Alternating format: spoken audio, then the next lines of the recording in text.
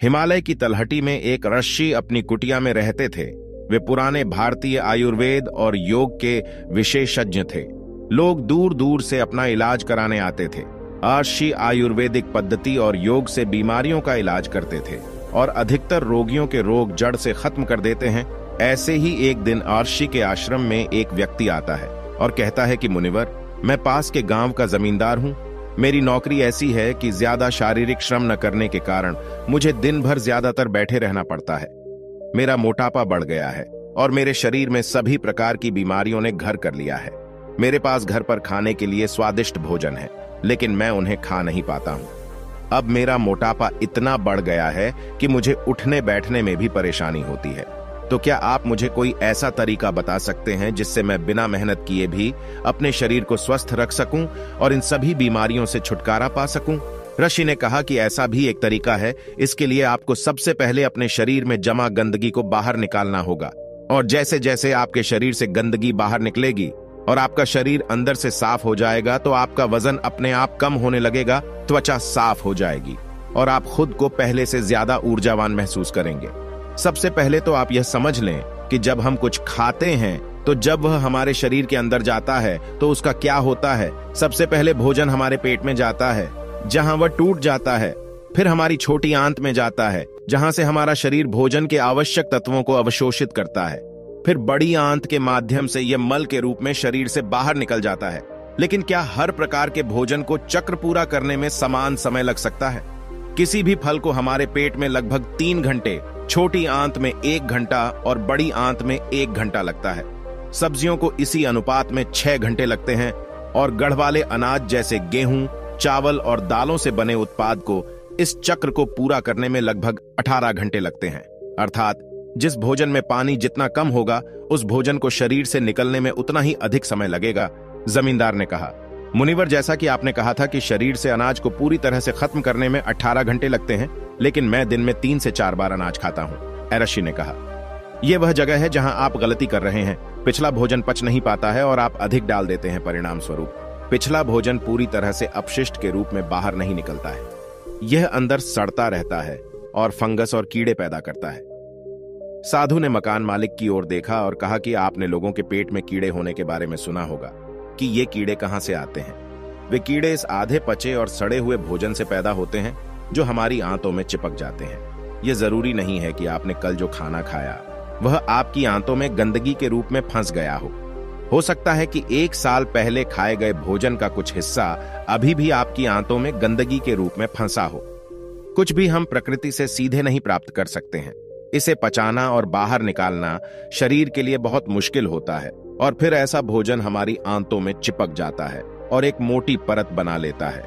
देखिए, हम जो भी खाते हैं वह हमारी आंतों की दीवारों के माध्यम से पचता और अवशोषित होता है और फिर हमारे खून में भेज दिया जाता है। लेकिन अगर गंदगी हमारी आंतों की दीवार में जमा हो जाए तो भोजन के रस के साथ वह गंदगी भी अवशोषित होकर हमारे खून में मिल जाती है और फिर खून के जरिए हमारे शरीर के सभी अंगों में पहुंचकर उनके काम में बाधा डालती है और हम अलग अलग बीमारियों का नाम दे देते हैं इस बाधा को।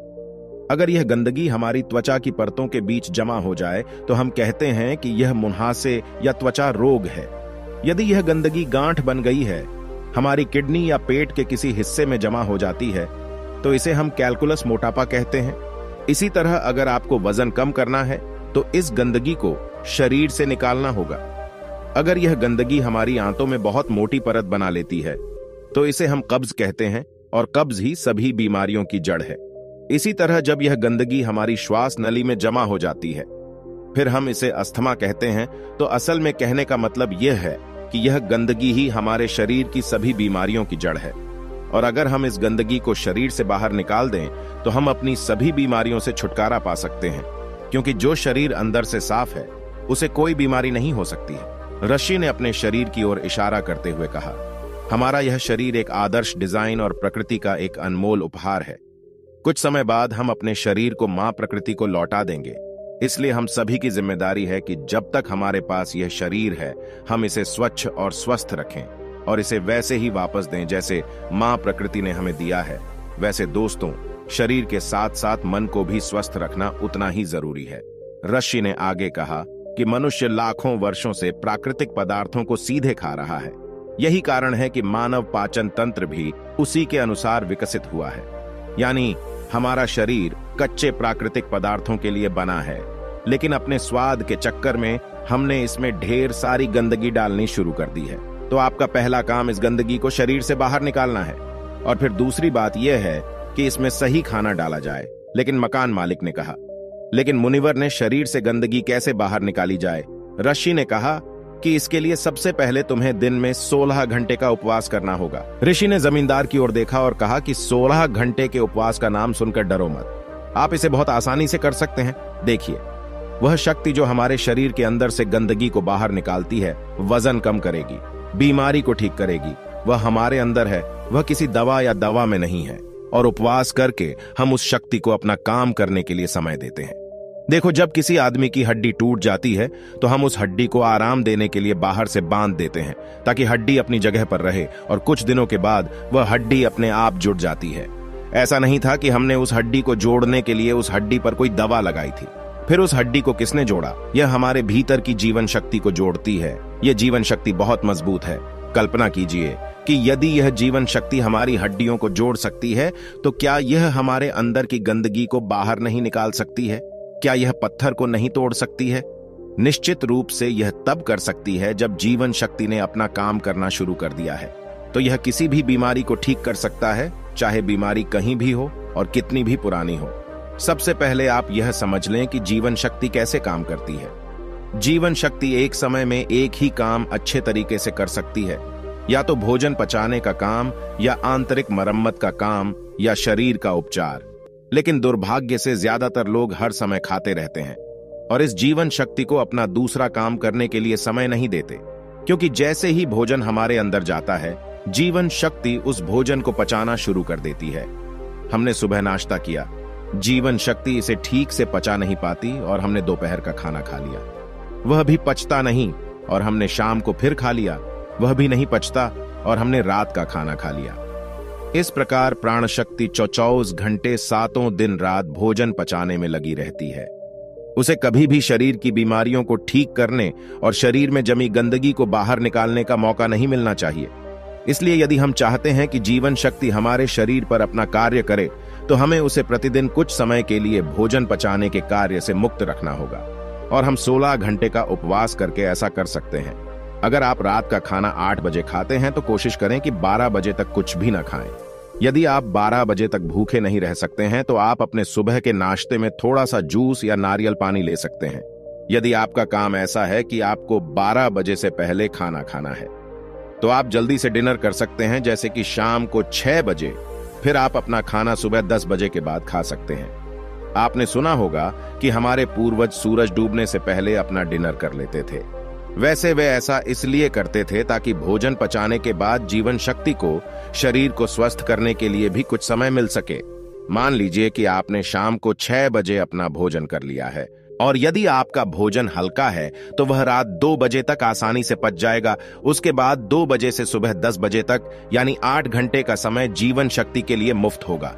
यदि आप इस नियम का पालन 30 दिनों तक करते हैं तो यह समय 240 घंटे हो जाएगा, और 1 वर्ष में यह समय बढ़कर 2880 घंटे हो जाएगा। यानी 1 वर्ष में हमारी जीवन शक्ति को हमारे शरीर को आंतरिक रूप से ठीक करने और मरम्मत करने के लिए 2880 घंटे मिलेंगे।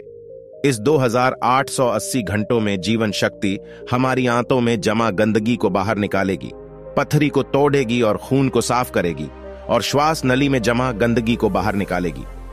इस समय में जीवन शक्ति किसी भी गंदगी और किसी भी बीमारी को दूर कर सकती है, शरीर से बाहर निकल सकता है। लेकिन आजकल लोग सोचते हैं कि अगर वे उपवास करेंगे तो कमजोर हो जाएंगे, लेकिन ऐसा नहीं है। हजारों साल पहले हमारे पूर्वजों के पास भोजन की निरंतरता नहीं थी। कई बार उन्हें कई दिनों तक भूखा रहना पड़ता था। तो इस तरह मानव शरीर विकसित हुआ है कि उसे समय समय पर उपवास करने की आदत है। अजीब बात यह है कि हम हमेशा कुछ न कुछ खाते रहते हैं।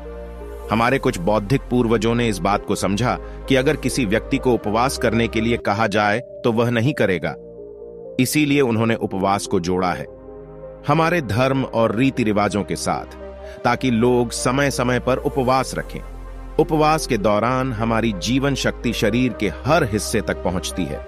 ये शरीर में जमा गंदगी को मल, मूत्र, खांसी और पसीने के रूप में बाहर निकालता है। ऋषि ने मकान मालिक से कहा कि एक बात का हमेशा ध्यान रखना कि रात का खाना हमेशा हल्का होना चाहिए, और अगर आप अभी 16 घंटे तक उपवास नहीं कर सकते हैं तो आप 14 घंटे से शुरू करें और इसे धीरे धीरे 16 घंटे तक ले जाएं। पहले तो आपको यह मुश्किल लगेगा, फिर धीरे धीरे यह आपकी आदत का हिस्सा बन जाएगा। ऋषि ने एक और तरीका बताया है जिसके द्वारा आप अपने शरीर से गंदगी को बाहर निकाल सकते हैं। वह है शरीर की मालिश और पसीने के माध्यम से। जब हम सप्ताह में कम से कम 3 बार तेल से शरीर की अच्छी मालिश करते हैं तो इससे हमारा रक्त तेजी से चलता है, और यह चलता हुआ रक्त अपने साथ नसों में जमा अपशिष्ट को किडनी तक ले जाता है, जहां से यह अपशिष्ट निकल जाता है पेशाब के जरिए शरीर से बाहर। इसी तरह जब कोई व्यक्ति कड़ी मेहनत करता है तो उसके शरीर में जमा गंदगी और चर्बी पसीने के रूप में बाहर निकलती है। ऋषि ने आगे कहा कि स्वस्थ रहने के लिए शरीर से गंदगी निकालने के लिए सही आहार लेना जरूरी है। अब मैं आपको भोजन के 3 नियमों के बारे में बताने जा रहा हूं। नियम 1, अपने आहार में 40 से 50 सजीव भोजन शामिल करें, चाहे वह फल हों, हरी सब्जियां हों, सूखे मेवे हों या अंकुरित अनाज हों। कुल मिलाकर इसे पकाया नहीं जाना चाहिए। ज्यादातर लोग मृत भोजन खाते हैं और फिर वे स्वस्थ होने की उम्मीद करते हैं। मृत भोजन खाने का मतलब है कि हम एक मृत चीज से जीवन निकाल रहे हैं, इसलिए यह हमारे शरीर से कुछ ऊर्जा लेगा, फिर यह हमें ऊर्जा देता है। भोजन को पचाने के लिए आवश्यक सभी पाचक रस न केवल शरीर में पाए जाते हैं बल्कि उस भोजन में भी पाए जाते हैं। लेकिन जब हम उस भोजन को पकाते हैं तो उसमें से बहुत से पाचक रस नष्ट हो जाते हैं, और जब हम बिना पाचक रसों के खाना खाते हैं तो हमारे शरीर को उन सभी पाचक रसों को दोबारा बनाना पड़ता है जो नष्ट हो गए हैं। लेकिन किसी व्यक्ति का पाचन तंत्र कितना भी अच्छा क्यों ना हो, वह उन सभी पाचक रसों को दोबारा नहीं बना सकता। जो नष्ट हो गए हैं वह उन्हें केवल एक निश्चित सीमा तक ही बना सकता है। नियम 2, शुद्ध शाकाहारी भोजन खाएं, यानी जो भोजन पेड़ों से मिलता है, जानवरों से नहीं। मांस, मछली, अंडा न खाएं। प्रकृति ने हमारे शरीर को जानवरों को खाने के लिए नहीं बनाया है। तीसरा नियम है बासी भोजन या लंबे समय तक रखा हुआ भोजन नहीं करना चाहिए।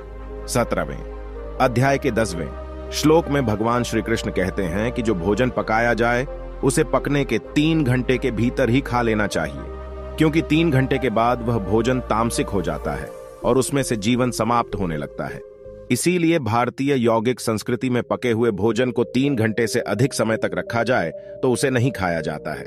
हमारे पूर्वज भी इसी नियम का पालन करते थे, इसलिए खाना सीधे चूल्हे से उनकी थाली में आ जाता था। लेकिन आजकल ज्यादातर लोग सुबह का खाना शाम को खाते हैं और रात का बचा हुआ खाना सुबह खाते हैं और कई बीमारियों को न्योता देते हैं। साधु ने मकान मालिक के चेहरे की ओर देखा और कहा कि यदि तुम नियमों का पालन करोगे तो तुम्हारी बीमारी भी ठीक हो जाएगी और तुम स्वस्थ रहोगे और कभी बीमार नहीं पड़ोगे। दोस्तों, आशा है कि आपको यह वीडियो पसंद आएगा। दोस्तों, आज की वीडियो में बस इतना ही। अगर वीडियो पसंद आई हो तो हमारे स्टोरी बुद्धा यूट्यूब चैनल को सब्सक्राइब कर ले। वीडियो को पूरा देखने के लिए धन्यवाद।